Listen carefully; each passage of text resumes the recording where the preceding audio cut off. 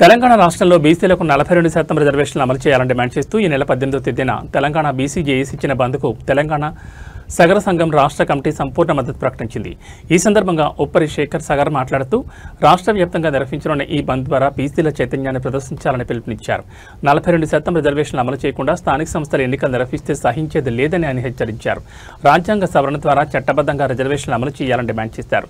రాజకీయ, విద్య, ఉద్యోగాల్లో జనాభా ప్రాతిపదికన రిజర్వేషన్లు కల్పించే వరకు తమ ఉద్యమాన్ని కొనసాగిస్తామని స్పష్టం చేశారు।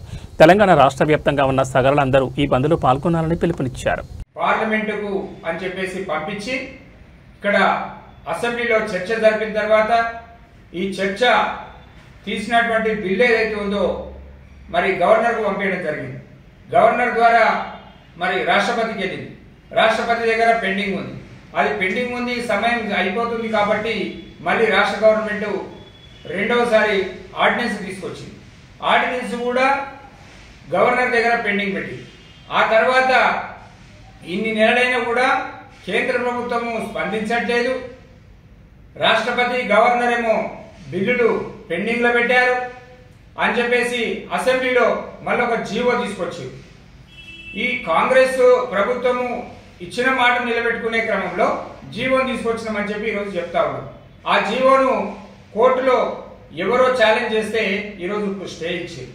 అంటే ఇక్కడ కేంద్ర రాష్ట్ర ప్రభుత్వాల్లో అధికారంలో ఉన్నటువంటి కాంగ్రెస్, బీజేపీ పార్టీలకు మరి వాదిస్తున్నప్పటికీ కూడా అవతల ఎవరైతే ఈరోజు బీసీలకు ఇన్ని సంవత్సరాలుగా కనీసం రిజర్వేషన్లు లేకుండా అన్యాయానికి లోనవుతున్నటువంటి సమాజాన్ని, ఈ సమాజంలో సమానత్వం కోసం మరి బీసీలను కూడా అవకాశం కల్పించాలని చెప్పేసి ప్రభుత్వాలు ఒకవైపు నటిస్తూనే మరోవైపు ఇంకా వాళ్ళ కొన్ని సామాజిక వర్గాలు, ఈరోజు ప్రధానంగా ఈ రాష్ట్రంలో రెడ్డి సామాజిక వర్గం, రెడ్డి సామాజిక వర్గానికి సంబంధించినటువంటి మాధవరెడ్డి ఎవరు, ఈరోజు ముఖ్యమంత్రి గారు ఒక రెడ్డి సామాజిక వర్గం చెందినటువంటి గౌరవ రేవంత్ రెడ్డి గారు వారు వేసినటువంటి జీవోను ఛాలెంజ్ అదే కమ్యూనిటీకి చెందినటువంటి మాధవరెడ్డి ఎట్లా చేస్తాడు అంటే ఈ రాష్ట్ర ప్రభుత్వము చిత్తశుద్ధి ఉంటే మాధవరెడ్డితో ఎందుకు మాట్లాడలేకపోయింది? పార్లమెంటులో